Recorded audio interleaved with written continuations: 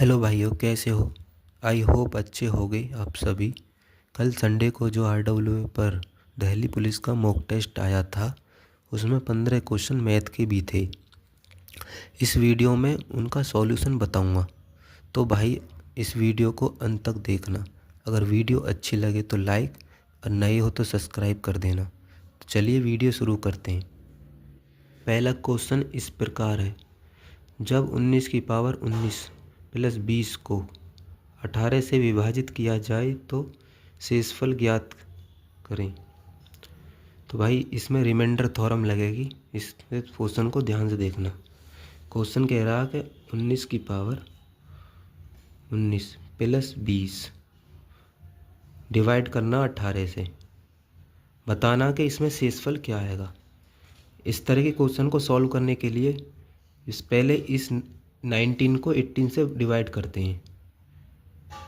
जब इससे डिवाइड करते हैं तो 18 एक कम 18, तो शेषफल इसमें शेषफल मिलेगा हमें एक शेषफल मिलेगा। इस एक शेषफल को इसमें रखो। इसकी पावर 19 प्लस 20 बट्टे 18। एक की पावर कुछ भी हो तो एक होता है, प्लस 20 बट्टे 18। इनको जोड़ेंगे तो हो जाएगा 21 बट्टे 18। जब इन्हें 18 से भाग करेंगे तो 18 एक कम 18, 18 और 3 21, तो शेषफल मिलेगा 3। भाई दूसरा क्वेश्चन इस प्रकार है, किसी आयत के विकर्ण की लंबाई 26 सेंटीमीटर और एक भुजा की लंबाई 10 सेंटीमीटर है, तो आयत का क्षेत्रफल ज्ञात करें। तो भाई इसको सॉल्व करने के लिए हमें पता होगा आयत इस प्रकार का होता है। इसमें कह रहा कि लंबाई यानी एक भुजा की लंबाई दे रहा कि 10 सेंटीमीटर, यानी 10 सेंटीमीटर ये, और इसका विकर्ण होता है यहाँ के, मतलब इन दोनों लाइन के बीच में। ये विकर्ण दे रखा 26 सेंटीमीटर। तो कह रहा कि आयत का क्षेत्रफल ज्ञात करें। इसका क्षेत्रफल ज्ञात करने के लिए हमें ये भुजा पता होना चाहिए। ये भुजा, इस भुजा को पता करने के लिए हमें पाइथागोरस थ्योरम लगानी पड़ेगी, या तुमको ट्रिपल एट याद हो तो उससे भी हो जाएगा। 10 को हम तोड़ सकते हैं 2 गुणा 5 में, 26 को तोड़ सकते हैं 2 गुणा 13। तो हमें पता है दोनों में कॉमन आ रहा है, तो इसमें भी कॉमन 2 आएगा। यहाँ देखो 13 5 और 13, तीसरा ट्रिपल एट, ये 5 12 और 13 का एक ट्रिपल एट होता है। तो इसका मतलब दो, पहली साइड दे रखी है 5, ये 13 और ये वाली 12 होगी। तो ये साइड हो गई 26, ये वाली विकर्ण, ये हो गई 24, ये है ही 10। तो ये तीनों साइड मालूम पड़ गई। तो आयतन क्षेत्रफल निकालने का फॉर्मूला होता है, आयत का क्षेत्रफल निकालने का फॉर्मूला तो होता है लंबाई गुणा चौड़ाई।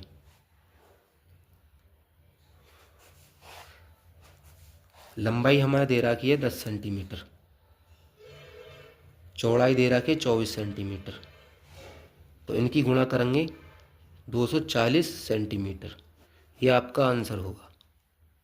भाई तीसरा क्वेश्चन इस प्रकार है, ये कह रहा है कि 35 संख्याओं का औसत 6 है, प्रथम 18 संख्याओं का औसत 4 और अंतिम 18 संख्याओं का औसत 9 है, तो मध्य संख्या का मान क्या होगा।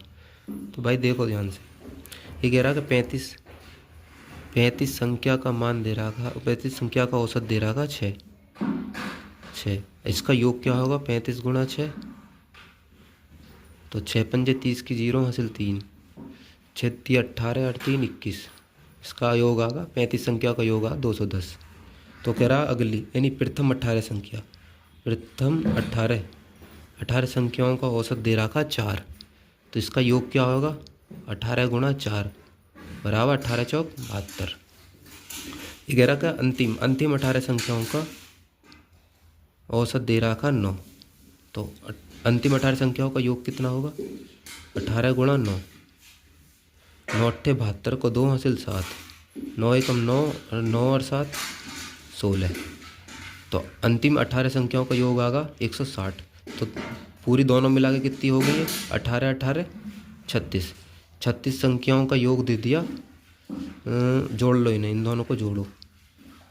2 और 2 4, 6 और 7 13 को 3 हासिल 1 और 2, यानी 36 संख्याओं का मतलब 36 संख्याओं का योग आएगा 234। हमें 35 संख्याओं का योग क्या है हमारे पास? 210। तो वो जो संख्या है क्या है? तो 35 में से 36 में से 35 घटाओ तो पहली वो संख्या निकल के आ जाएगी। यहाँ से भी घटाओ, 4, 3 में से गया 2, यानी वो जो संख्या है ना वो 24 है। आपका आंसर होगा 24। भाई चौथा क्वेश्चन इस प्रकार है कि साधारण ब्याज की किस दर पर कोई धनराशि 12 वर्ष में दोगुनी हो जाती है? दोगुनी हो जाती है कोई धनराशि, माना वो धनराशि है, यानी पी जो धनराशि है 100 है, मान लिया हमने 100 है वो धनराशि। वो कह रहा था 12 वर्ष में दोगुनी, ये जो है ना 12 वर्ष में दोगुनी हो रही है, यानी 100 से 200 हो रही है धनराशि यानी अमाउंट। ठीक, हमें पता है कि ब्याज क्या होता है? अमाउंट बराबर प्रिंसिपल प्लस ब्याज, ये होता है। अमाउंट क्या? 200, प्रिंसिपल क्या? 100। तो यहाँ से हम ऐसा ही यानी साधारण ब्याज निकाल सकते हैं। इसे बराबर में लेंगे, ये इधर जाएगा, तो ये प्लस का इधर जाकर माइनस हो जाएगा।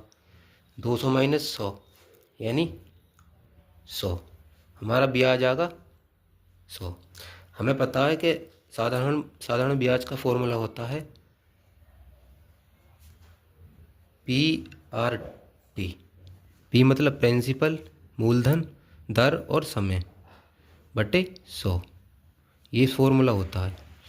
तो हमें पता है कि ब्याज हमारा 100 निकल के आया था, बराबर प्रिंसिपल यानी मूलधन क्या था हमारा 100 गुणा दर हमसे पूछी है, समय दे रखा 12 वर्ष बटे 100।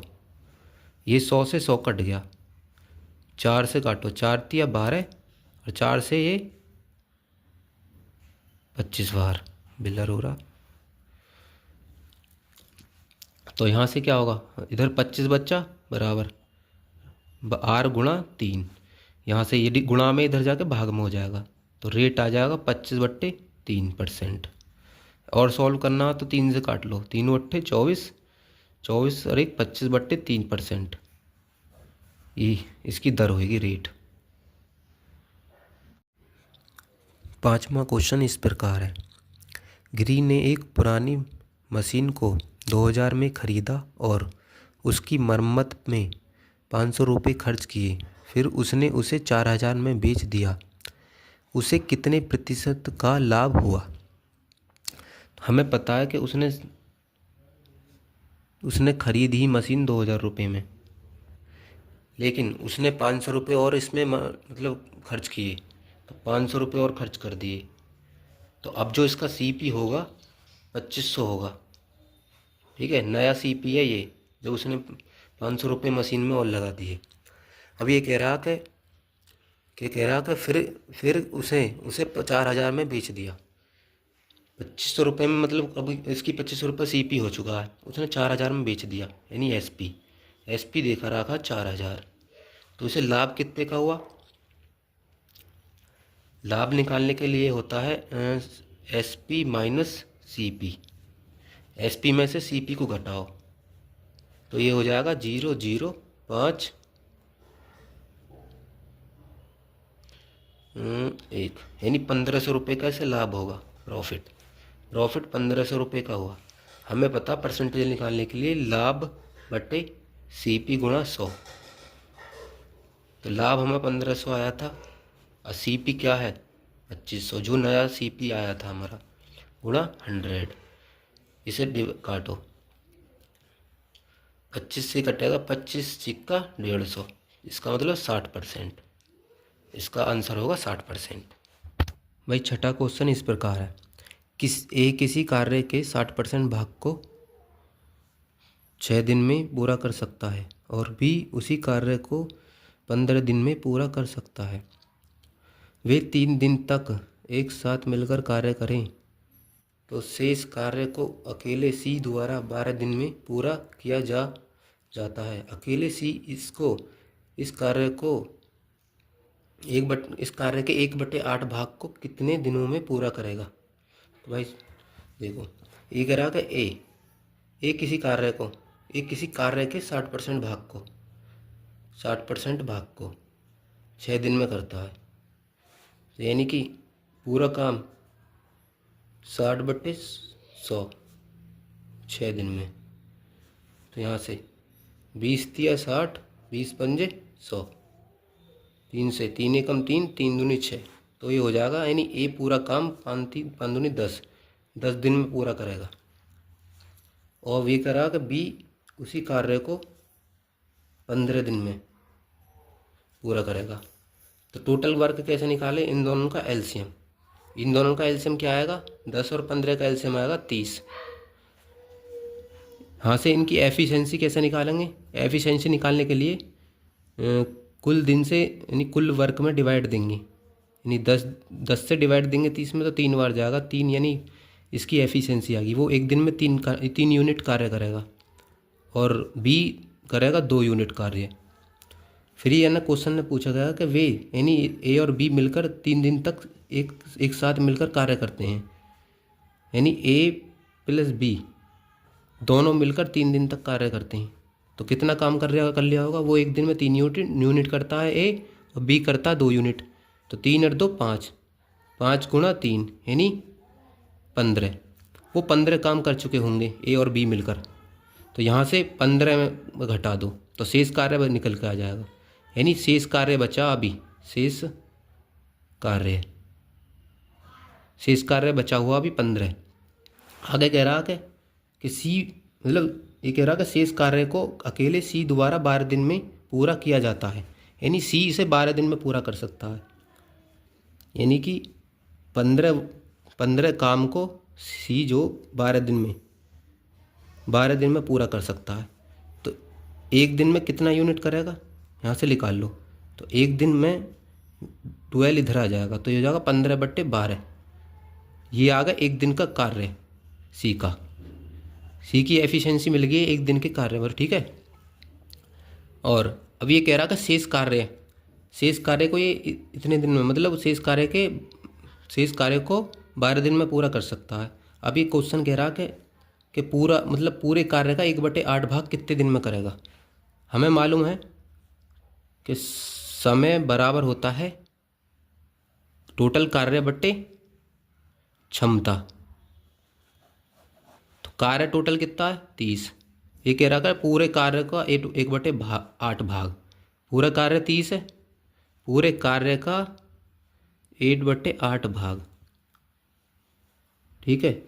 ये क्या आगा टोटल वर्क का इतना, और क्षमता कितनी है हमारी 15/12। तो यहाँ से सॉल्व करेंगे जैसे इसे, तो ये हो जाएगा 30/8 गुणा, जब भाग में है तो ये हर ऊपर पहुँच जाएगा अंश में, ये हो जाएगा 12/15। 4 से काटो, 4 दूनी 8, 4 तिया 12, 15 से 15 दूनी 30, 2 से 1 कट जाएगा, इसका आएगा 3 दिन में, यानी शेष कार्य यानी पूरे कार्य का 1/8 भाग सी जो 3 दिन में करेगा, तो आंसर इसका 3। सातवां क्वेश्चन इस प्रकार है, एक थैले में 5 रुपये और 10 रुपये मूल वर्ग के कुल 40 सिक्के हैं, जिसका कुल मूल्य 310 रुपये है। 10 रुपये के सभी सिक्कों का मूल्य और 5 रुपये के सभी सिक्कों का मूल्य का अंतर ज्ञात कीजिए। हमें दे रखा 5 रुपये और 10 रुपये के सिक्के, मतलब 5 रुपये और 10 रुपये के कोई सिक्के हैं, वो टोटल सिक्के हैं 40, टोटल सिक्के 40 हैं। हम मान लेते हैं, माना 5 रुपये के सिक्कों की संख्या है x और वाई 10 रुपये के सिक्कों की संख्या है वाई। ठीक, तो एक्स प्लस वाई बराबर हो गए 40। यानी एक 5 रुपये के सिक्के और वाई 10 रुपये के सिक्के 40 हैं। ठीक है, और दे रखा कि कह रहा कि 5 रुपये के और 10 रुपये का कुल मूल्य दे रहा था 310। 5x प्लस 10y बराबर 310।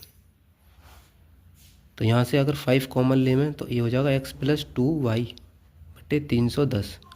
5 से काटेंगे, 5 एकम 5, 5 से 5 छंग 30 और 5 दूनी 10। तो x प्लस 2y बराबर आएगा 62। यहाँ से या इक्वेशन सेकंड है या इक्वेशन ही फर्स्ट है।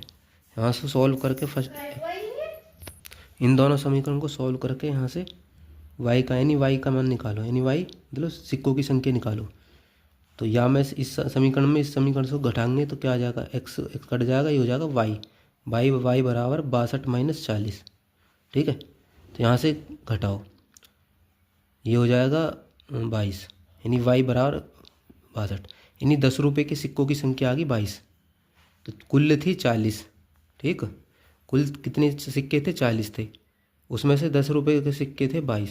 तो 5 रुपये के कितने होंगे, घटा दो इसमें से, तो 10 में से 2 गया 8, यानी 18 सिक्के किसके हो गए, 5 रुपये के, और 22 सिक्के हो गए 10 रुपये के। तो इनका कुल मूल्य होगा 18 पंजे, 5 सिक्कों का मूल्य कितना होगा, 18 पंजे 90, और 22 सिक्के की यानी 10 रुपये के सिक्कों की संख्या का मूल्य कितना होगा, 220।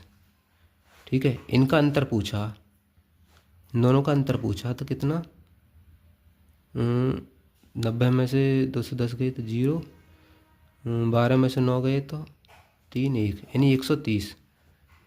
130 तुम्हारा आंसर होगा। 8वां क्वेश्चन इस प्रकार है, यदि ब्याज की गणना अर्धवार्षिक चक्रवृद्धि रूप से यानी पूर्णांक के निकटतम की गई हो तो 7200 रुपये की राशि पर 20% की वार्षिक दर से 18 माह के लिए चक्रवृद्धि ब्याज रुपये में कितना होगा। देखो भाई, ब्याज इसने पूछा कि अर्धवार्षिक यानी हर 6 महीने पर देना ब्याज, 6 महीने पर हमको 6 महीने पे ब्याज देना, और कितने मतलब 18 माह तक देना, 6 महीने देना है, 18 माह तक देना, तो कितनी बार देना पड़ेगा, 3 बार। ठीक है, ये कह रहा कि 20% वार्षिक ब्याज है, यानी वार्षिक का मतलब है 1 वर्ष, 1 वर्ष यानी 1 वर्ष के लिए 20% है। तो हमें पता है 1 वर्ष में कितने मंथ होते हैं, 12 मंथ, 12th मंथ बराबर 20%। तो ये कह रहा कि हर 6 महीने पर देना है, 3 बार देना 18 महीने तक, तो 3 बार देना पड़ेगा। 6 महीने पर देना है, 3 बार देना, 18 महीने देने के लिए बोल रहा है। तो यहाँ से देखो, अगर 1 महीने के निकाले, 1 महीना मंथ बराबर 20/12%। ठीक, तो 6 महीने का, तो 6 महीने में कितना परसेंट लगेगा ब्याज, तो 20/12 गुणा 6, 6 एकम 6, 6 दूनी 12, 2 से 2 धाम 20, तो ये होगा 10%, यानी कि हर 6 महीने पर 10% का ब्याज लगेगा। ठीक है, हमें पता कि 10% का फ्रैक्शन वैल्यू होता है 1/10। ठीक, ये क्या है हमारा मूलधन, ये क्या है हमारा ब्याज। ठीक है, 10 रुपये पर 1 का ब्याज, यानी कितने का अमाउंट कितना होगा, 11। कितनी बार देना, यानी 3 बार देना 6 महीने पर।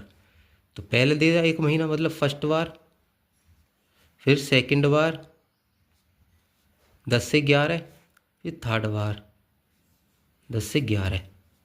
ठीक, इनकी सबकी गुणा होगी तो ये हो जाएगा 1000।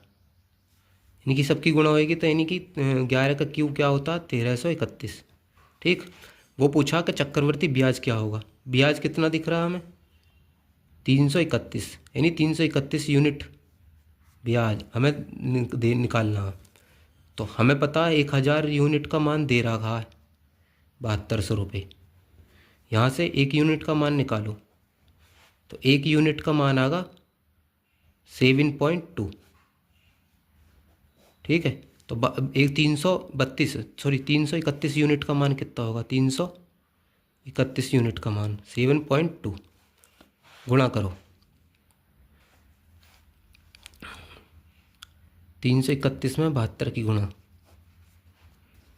2 एकम 2, 2 तिया 6, 2 तिया 6, 7 एकम 7, 7 तिया 21 हासिल 2, 7 तिया 21 और 2, 21 और 2 23, 2 7 और 6 13 को 3 हासिल 1, 4 1 7 और 1 8 पॉइंट यहाँ। तो हमारा चक्रवर्ती ब्याज आएगा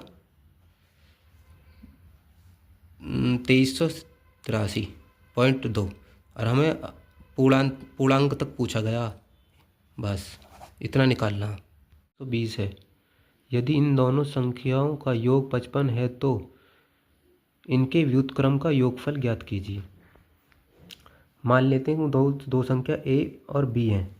ठीक है, कह रहा कि a और b का जो योग दे रखा 55 दे रखा और LCM दे रखा 120 और HCF दे रखा है 5। ठीक, तो कह रहा कि उनका व्युत्क्रम का योग यानी a इनका मतलब a 1/a + 1/b का व्युत्क्रम पूछ रहा है। यहाँ से पहले a और b मतलब a और b की संख्या निकालनी पड़ेगी।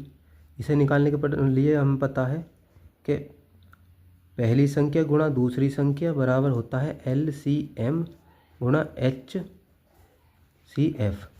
तो पहली संख्या a, दूसरी संख्या b और LCM दे रखा 120 और HCF दे रखा 5। तो यहाँ से a गुणा b, यहाँ से a गुणा b आएगा 0 और 12 पंजे 60, 600 आएगा। ठीक है, और a + b का मान दे रखा है इधर, तो इसका भी उत्क्रम में रखना, इसको सॉल्व करना पड़ेगा। यहाँ से सॉल्व करेंगे तो ये होगा a + b बटे a गुणा b। इसमें मान रखो a + b का मान है 55 और a गुणा b का मान है 600। 5 से काटो, 5 से काटेंगे 11 बार, 5 से काटेंगे 5 एकम 5, 5 दूनी 10। तो इसका आंसर आएगा 11/120। ये तुम्हारा आंसर है भाई। 11वां क्वेश्चन इस प्रकार है।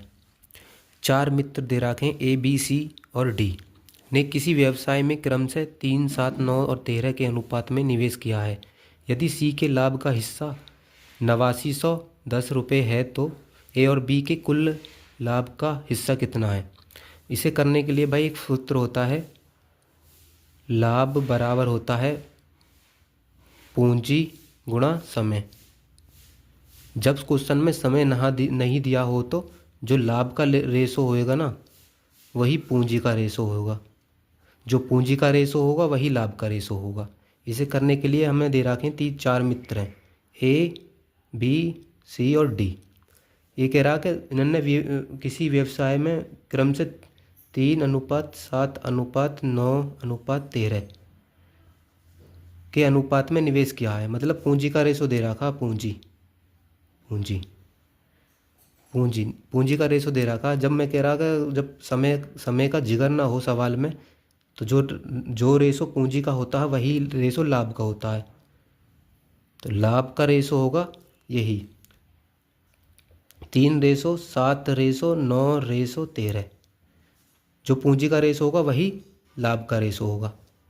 वो कह रहा कि क्वेश्चन में कह रहा कि इनमें से मतलब यदि सी का लाभ का हिस्सा 8910 है यानी सी का 9 यूनिट का मान दे रखा है, 9 यूनिट का मान दे रखा है 8910 रुपये। तो यहाँ से 1 यूनिट का मान निकालो, 9 एकम 9, 9 नाम 81, 9 नाम 81। ठीक, तो 1 यूनिट बराबर आएगा 990 रुपये। ये कह रहा है ए और बी के लाभ कुल मतलब ए और बी के लाभ का कुल हिस्सा कितना? एक ए और बी का लाभ का हिस्सा कितना? 7 और 3 10, 7 और 3 10 यूनिट। तो 1 यूनिट का मान दे रखा है तो 10 यूनिट का मान क्या होगा? 9900। आंसर ये होगा। भाई 12वां क्वेश्चन कह रहा है कि मोहन ने एक मेज़ को 800 रुपये में MRP पर 10% की छूट पर ख़रीदा। यदि इसे वह 900 रुपये में बेचता है तो लाभ प्रतिशत पूछ रहा। तो हमें पता कि मोहन ने MRP पर एक मेज़ ख़रीदा। MRP मतलब MRP कितना था, 800 रुपये। एक MRP पर कोई वस्तु 10% की छूट पर ख़रीदा, तो क्या 800 पर 90% पर ख़रीदा होगा? तो 800 का 90% यहाँ से निकालेंगे तो ये हो जाएगा 720 रुपये। यानी इसने CP कॉस्ट प्राइस कितने रुपए दिए होंगे, 720 रुपये। अब कह रहा कि उसे 900 रुपये में सेल करता है, यानी सेलिंग प्राइस अब इसका 900 रुपये में सेल कर दिया, तो कितने का लाभ हुआ? 720 में ख़रीदा था, 900 रुपये में बेचा, तो कितने का लाभ? 180 का लाभ। कितने पर हुआ लाभ?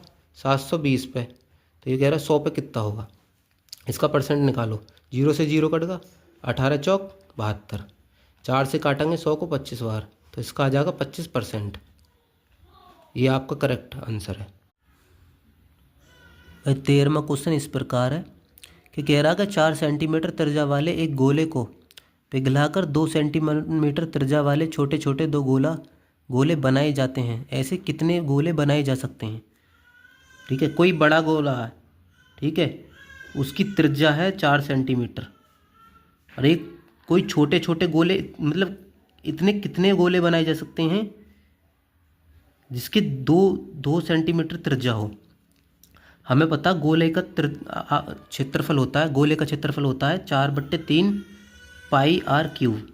ठीक है, बड़े गोले की त्रिज्या कितनी दे रखी है हमें? 4 सेंटीमीटर की, तो 4/3 पाई का मान होगा 22/7। इधर मतलब त्रिज्या का मान इधर रखेंगे तो ये हो जाएगा 4 का क्यूब। 4 का क्यूब होता है 64। ठीक, तो यहाँ से 4 गुणा 22 गुणा 64 बट्टे आ जाएगा 3 गुणा 7। ठीक है, अब छोटे गोले का क्षेत्रफल निकालो यहाँ से, तो A बराबर 4/3 गुणा 22/7 गुणा रेडियस 2 है, तो 2 का क्यूब कितना होगा? 8। ठीक है, ये हो जाएगा 4 गुणा 22 गुणा 8/3 गुणा 7। छोटे गोले के आयतन से छोटे गोले के क्षेत्रफल से बड़े गोले के क्षेत्रफल में डिवाइड दो। जब डिवाइड देंगे तो हमें निकल कर आ जाएगा गोलों कितने गोले बन सकते हैं। इसका क्षेत्रफल है 4 गुणा 22 गुणा 64 बट्टे 3 गुणा 7। डिवाइड देंगे तो ये क्या होगा? 3 गुणा 7 ऊपर पहुंच जाएगा, और ये हो जाएगा 4 गुणा 22 गुणा 8। इस यहाँ से इससे ये कट गया, इससे ये कट गया, ये 8 से कट जाएगा, 8 8 64। तो ऐसे 8 गोले बनाए जा सकते हैं। इसका राइट आंसर होगा 8। 14वां क्वेश्चन इस प्रकार है, दो व्यक्ति P और Q एक दूसरे से 844 मीटर की दूरी पर हैं।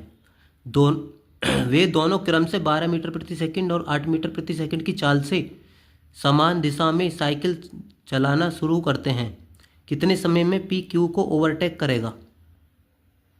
तो इसे हमें पता है कि P और Q के बीच की दूरी 844 मीटर है।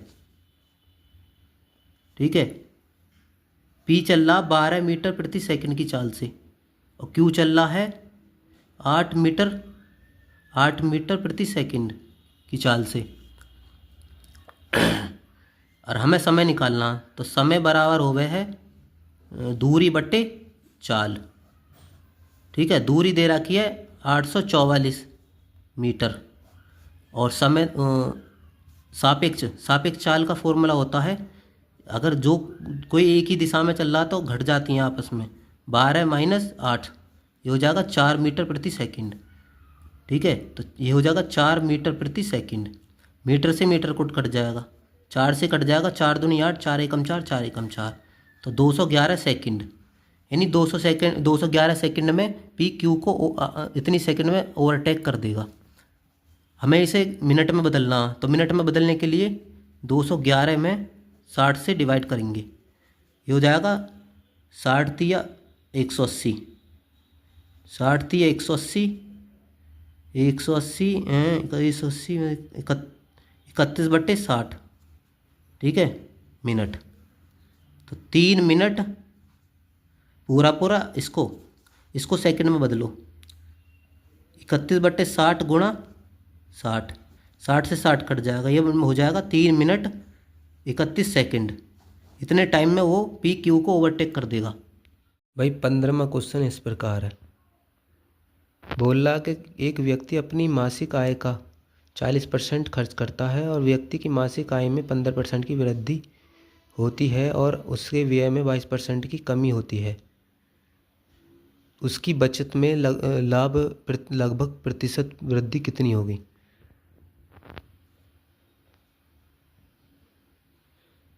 आय, हमें पता आय बराबर हुआ है व्यय प्लस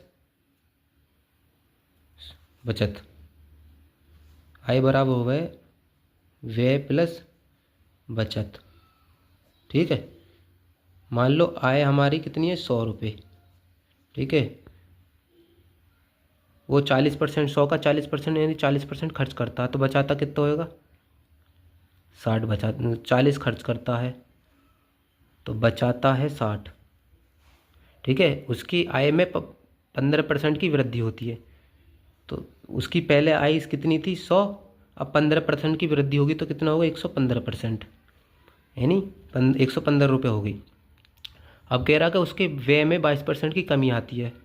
ठीक है, पहले वो 40 खर्च करता था, 40 रुपये, उसके 40 यानी अब 22% की कमी आ गई, तो कितना खर्च कर रहा होगा, यानी 78 रुपये 78% खर्च कर रहा होगा। 22% की कमी आई है तो 0 से 0 कट गा, इसी की किस में गुणा करो, 4 अट्ठे 32 को 2 हासिल 3, 4 सत्ते 42, 42 से 3 45, पॉइंट लगा दो इधर। 4 अट्ठे 32 को 2 हासिल 3, 7 चौक 28, सॉरी 28 से 31, 31.2। अब वो 31.2 खर्च कर रहा है, बचा कितना रहा होगा, इनकम इतनी थी, उसने 31.2 खर्च कर दिए, तो इस 115 में से 31.2 घटाओ, 10 में 2 गया 8 पॉइंट, यहाँ कितना बचे 4, 4 में से 1 गया 3, 11 में से 3 गया 8, तो अब इसकी जो बचत होगी वो 83.8 होगी। वो पूछ रहा कि व्यय में कितनी % की वृद्धि हुई, सॉरी उसकी बचत में कितनी % की वृद्धि हुई। पहले वो 60 बचा रहा था, अब कितना बचा रहा, पहले 60 बचाता था, अब वो 83.8 बचा रहा, तो कितना ज़्यादा बचा रहा 23.8, 24 ही मान लो, लगभग में पूछा गया, तो 24/60 गुणा 100, 0 से 0 कट गया, 6 चौक 24, यानी 40%, आंसर 40%।